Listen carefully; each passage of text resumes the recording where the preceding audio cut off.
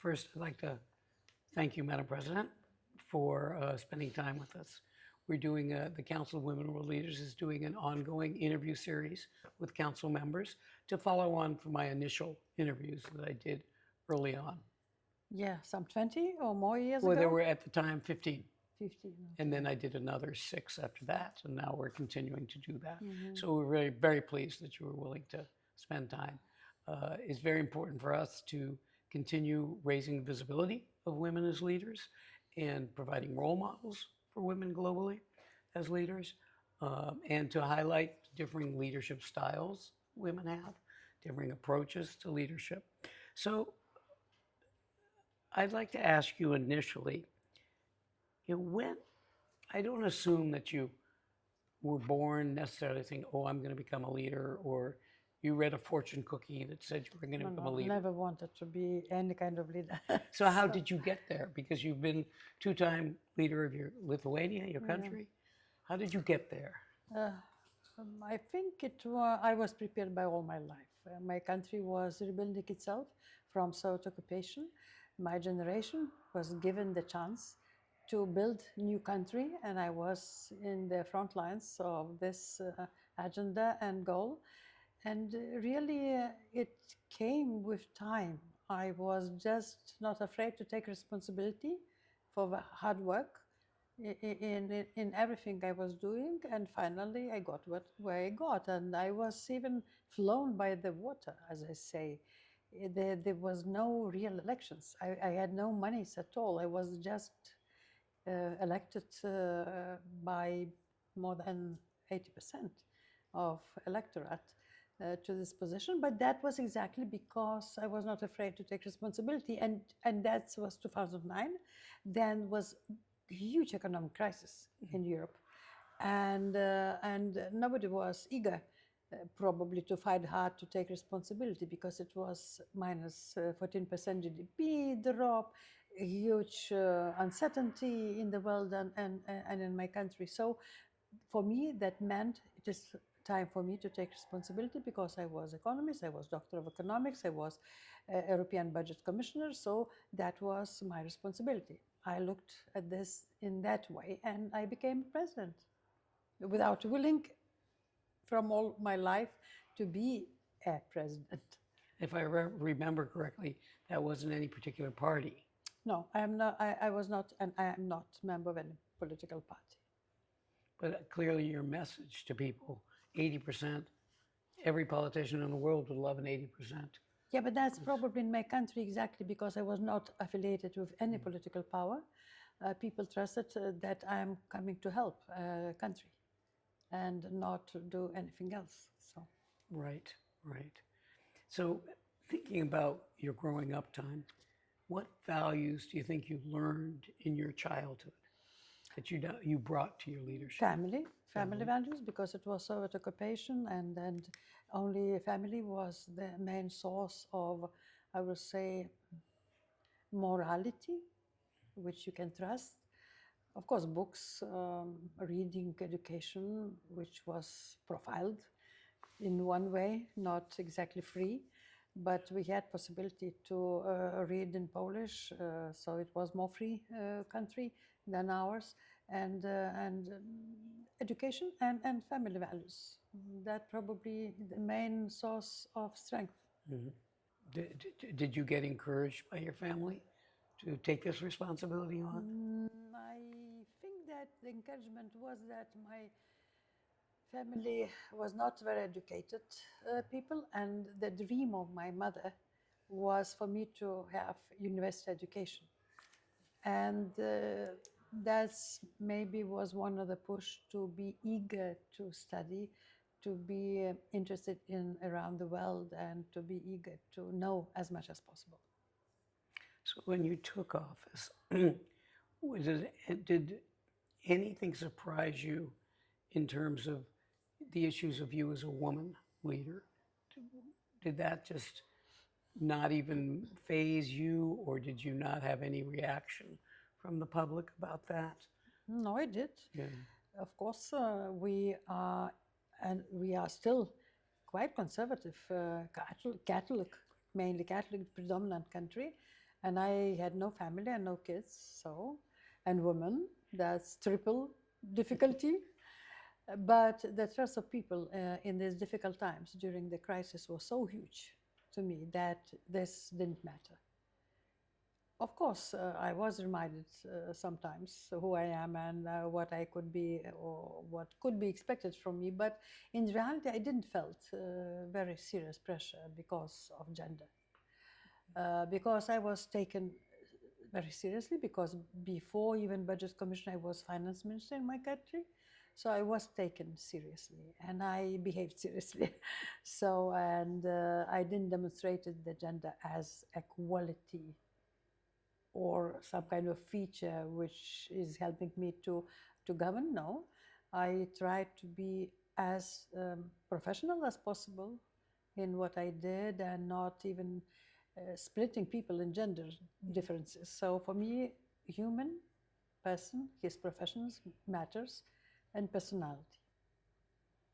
I think that that is somewhat contrary to the experience of some women leaders who found, the press was commenting on their dress. I didn't allow to do this. I very well was aware about that, and in the very beginning, for example, during the first month of my office, then I was going out from my car.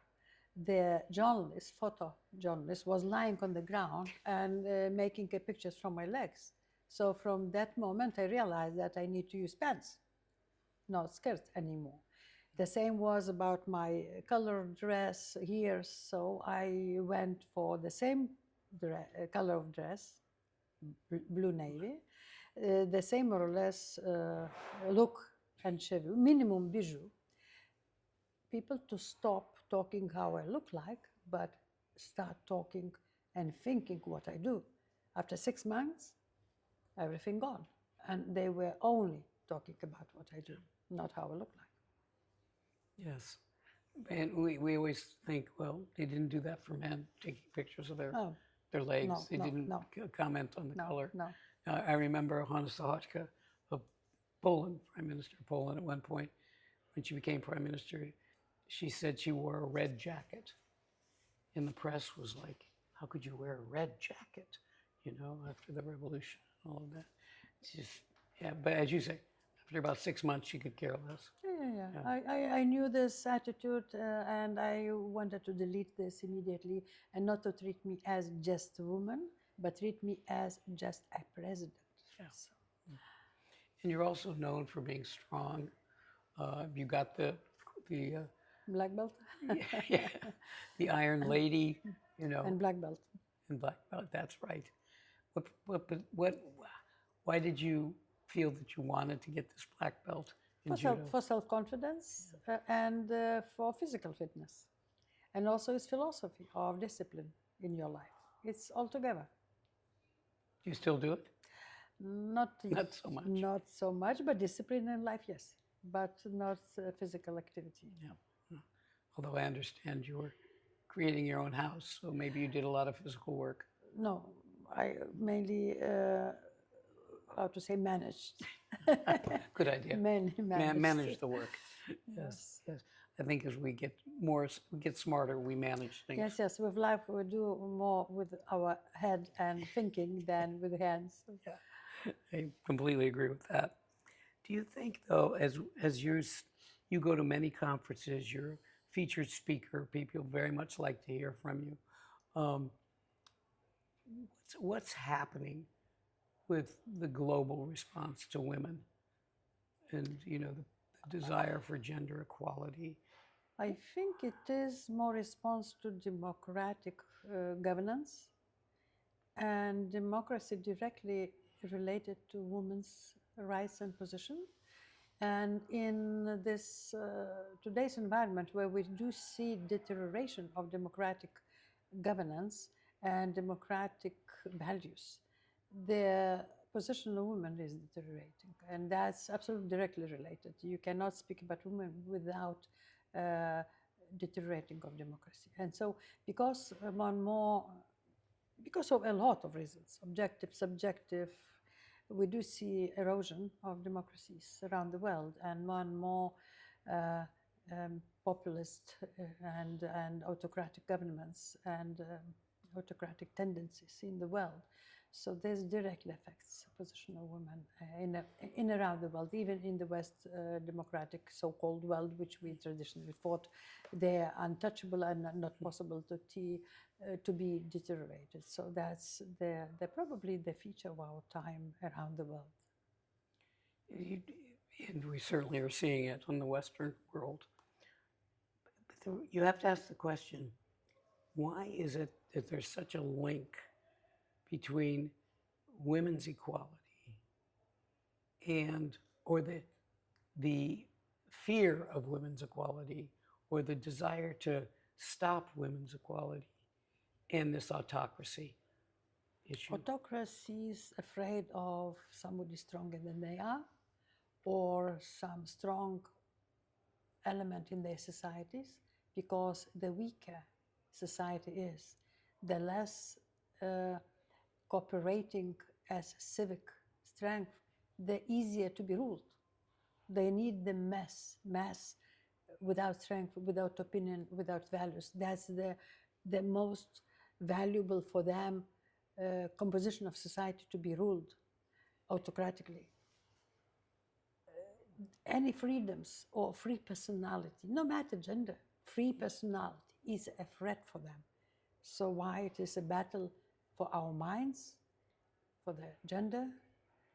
Because they're afraid of anybody who knows and have self-confidence and knows their value. So no matter it is in the West or in the East, autocrats are the same. They need population who they can rule. That means population who can be governed and became some kind of, we call it, in how to translate it, some kind of, potato. I mean, we call it potato, not thinking person. No. You need to have such kind of societies you can rule easily. Which I suppose is why autocrats also go after universities, Yes, media, yes, it is a danger. law firms. Absolutely. Educated people are a danger. Educated universities are danger. Any independent movements, activities are danger. And why it is so much international technological tools as international corporations are used to rule this kind of not active and inactive mass of people. And if you're not able to fool them with fake news or other narratives, you go for external enemy to be looked for. And why we do have so many wars around the world, because having external enemy fight with is a lot of easier to rally people inside the country, and why we do see so many autocrats going for external enemy, for external wars. So tell me a little bit more about the dangers of technology. We mostly starting to feel these dangers. Then we see interventions into our elections, interventions into the mood of our people, and especially in our region, where we do confront practically, and we are on the border of the war, conventional, very brutal war. So we every day under attack of cyber informational attacks, negative narratives. We do see the popping up the populistic parties, which are fed on this negative, anti-democratic, anti-minority narratives.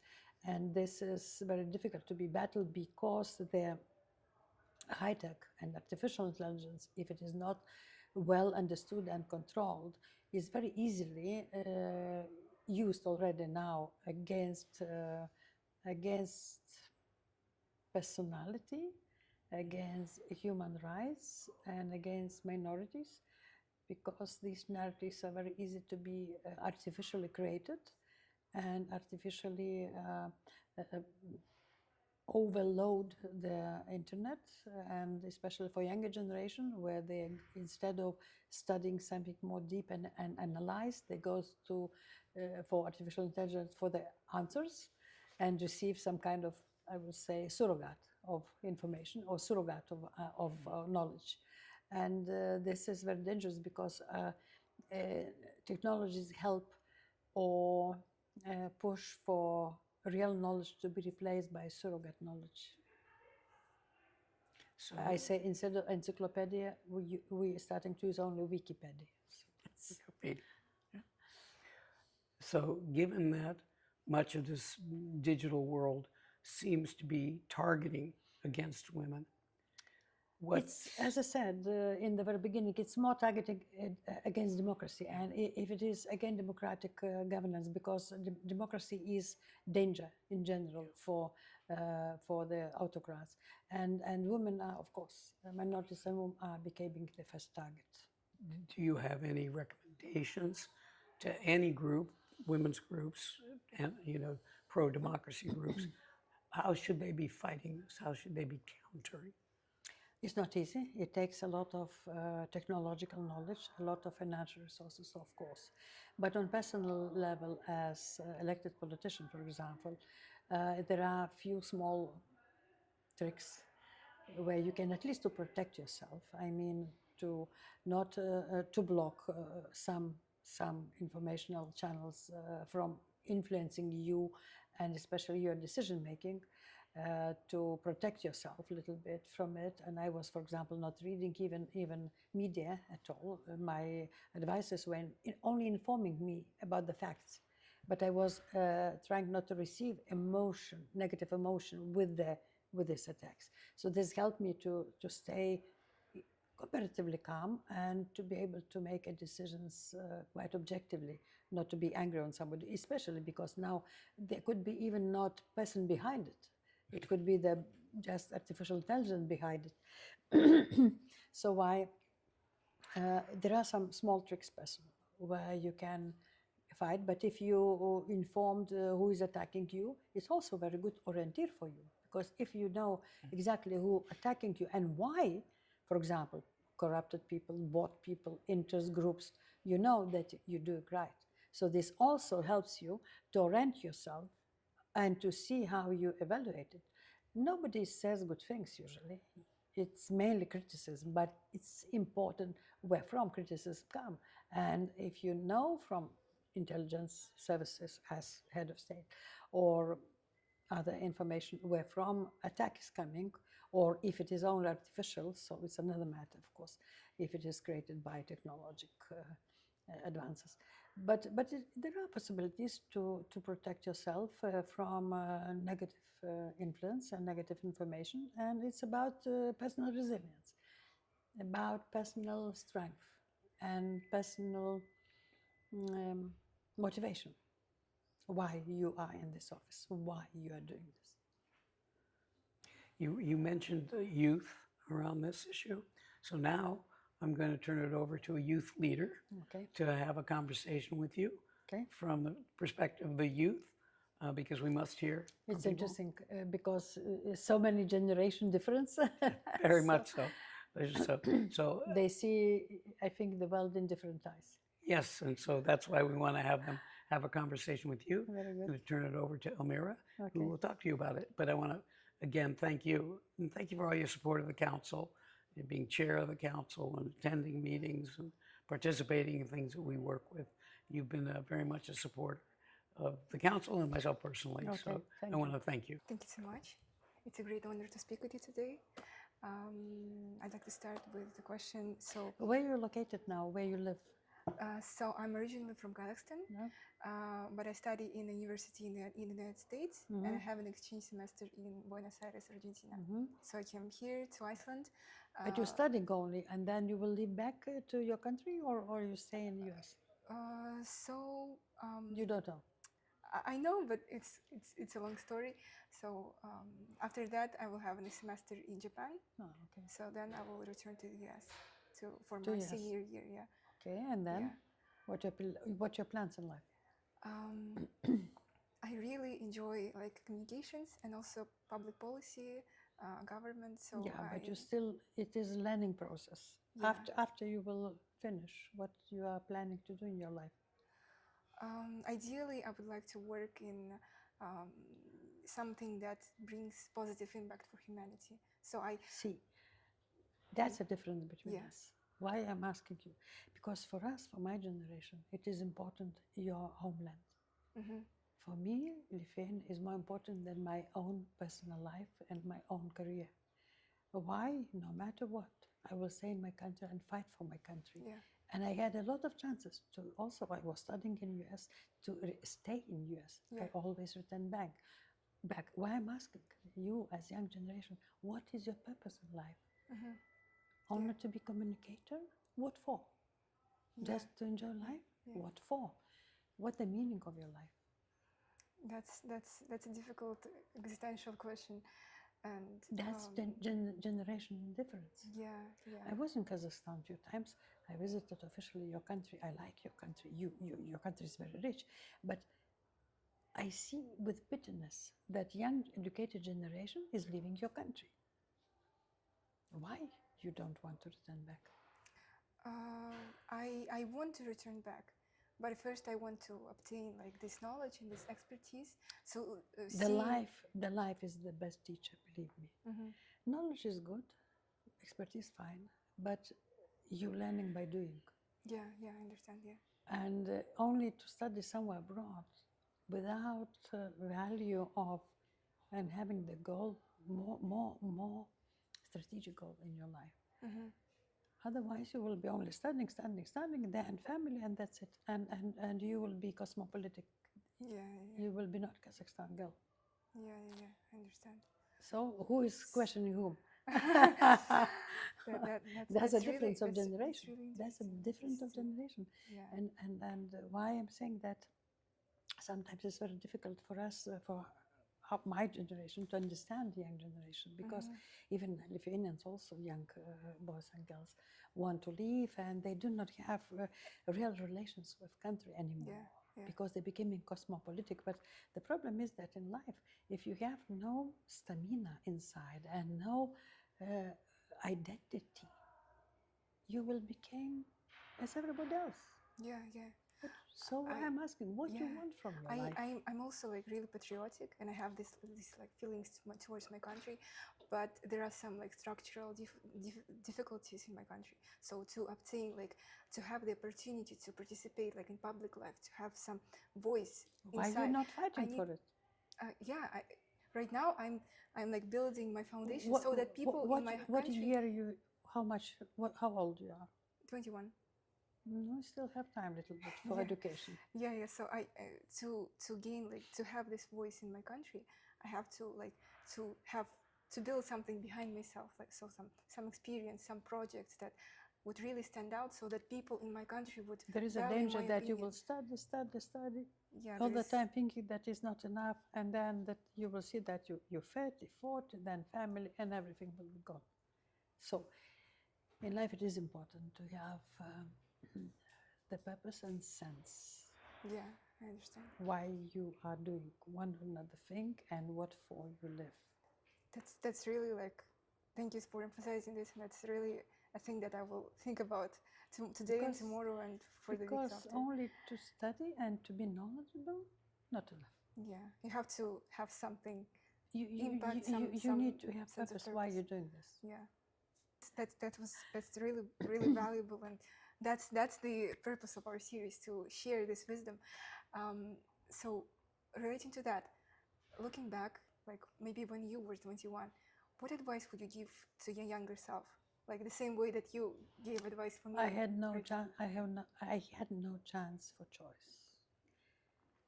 now? It was Soviet times. Yeah. We had no choice to travel except Soviet Union.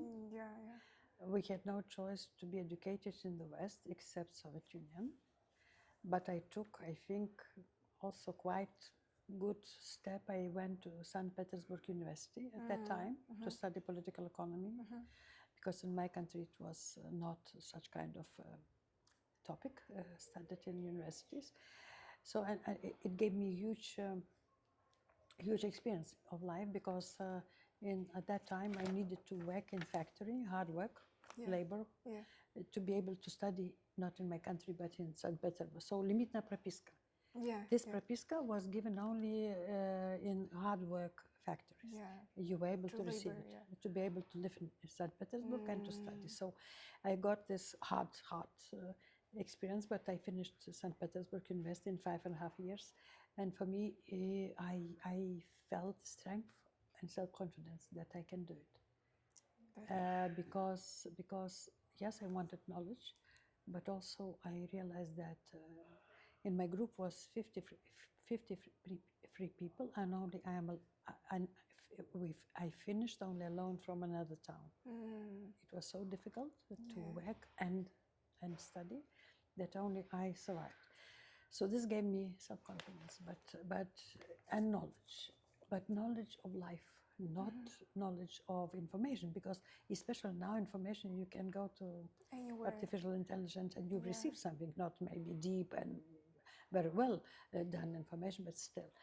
But what matters in the life, not knowledge, but the capability to receive information, to analyze and to use it. That means you need to learn how to learn and study. That's more important than any university, any knowledge. So why I'm saying, and why I ask you about the purpose of your, no matter what you study, what matters, your capability to learn from any information around you, even here, and what analysis you can do from what you see around you, and how you will use this in life. That's what is most important. The ability to use information gives you power. Yeah, you can have the information, but if you don't use it, if you don't like process it, it's like unusable. Yeah. So in 21 years, I was working hard and trying to finish university. That was my goal in life at that time, and I didn't know what will happen because there was not much choice. A lot of choices were done by state in some time. So Thank you so much for sharing. So when you got this voice, when you got this, like when you became like the president, and when you got this choice, it wasn't a choice again. Somehow it was destiny. Yeah. Because it was a crisis in my country, and because I felt responsible also and under pressure to help government to manage this huge crisis. Because I was European Commissioner for Budget and previously Finance Minister, I thought that it is my responsibility to help. So I went back to Lithuania to help government, and people just elected me as it is, without any real campaign, and without financial resources, because I didn't ask from businesses money, because I thought I need to be independent and not to be influenced by group of interests. Yeah. So you didn't have like this conflict of interest. No. So then, when you faced some like difficult decision that you had to make, it was easy for me because nobody. I was owing nobody. Nobody. But still, like when you got like you had to decide on something, like on some policy or so. What moral compass, or what like you were struggling, but what made you like confident in your choice? All my life, step by step in my life, if you winning the battle, as it was in university, for example, then I was younger in several times, then you win the battle with yourself, you became more and more confident. And the more educated you are, the more knowledge you have, so you're basing your decisions on knowledge, on confidence, and on all life experience. And then you're making decisions, and they became strategic. Yeah. Thank you so much. On another note, so I listened to your panel today, and you emphasized the message, don't be afraid. So what is your advice for maybe many young women in maybe post-Soviet countries as well, who still face like the scrutiny of like women cannot be a president, or women cannot be like in power? What would you say to them, and what? There is no such goal to be president or to be in some position. I think the goal needs to be, you need to be responsible person, useful for others, and never go with elbows in your career. I mean, never push anyone. Yeah. Just to be a good person, strong person, and responsible person, and self-confidence. And then life makes everything else. You don't need to do anything else. So as I said, I was flown into position as the river, Yeah. as the water flow, That's without my choice or fight for it. I never wanted, as I said. I Wow. took the Yeah. position because of responsibility to my country. If there would not be this responsibility, Oh, if, I will be happy to do anything then else. yeah, No then problem. what passion would you pursue I if not presidency? wanted to be in international affairs, so I worked, and from beginning of 90s, I was negotiating for my country agreements on membership to European Union. For me, that was the goal, to make my country member of European Union, NATO, and as economist, international economist, I was negotiating free trade agreements with European countries and European Union and investment treaties. So I was working very professionally on international economic relations. I liked it. That's so great. That's so great. Thank you. And last question. So we have these rubrics in our social media when we share some of book recommendations of our council members. Yeah, book. So what like is It's the again generational. You know, you growing on Hemingway, for example, Yeah. where personality and one man in the sea matters, and it gives you strength that one person matters. Yeah. Then they say that one person cannot do anything. It can. And I was growing on such books. And I believed that personality matters and one person can do a lot. The same, you look to the Small Prince, the same. One person matters. And I grown on such kind of, I will say, idea or dream to be educated, to be strong, to be responsible, and that I matter.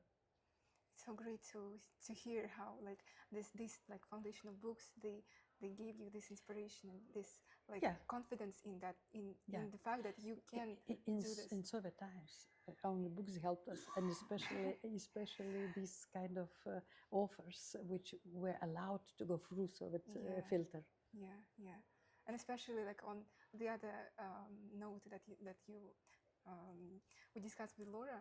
Also, like my grandmother, also her dream was for my mother to receive an university education. That's generational. That's generational. I truly relate to that, and thank you so much for this interview. It was like really, I have like goosebumps. I made more problems for you, interviewing you than myself. Yeah, so. That's really interesting. But it's good. Yeah, thank you so you much need a for little bit the to think wisdom. what you're doing, and why you're doing this. Thank you. Okay. Thank you so much. Good. Okay. Thank you.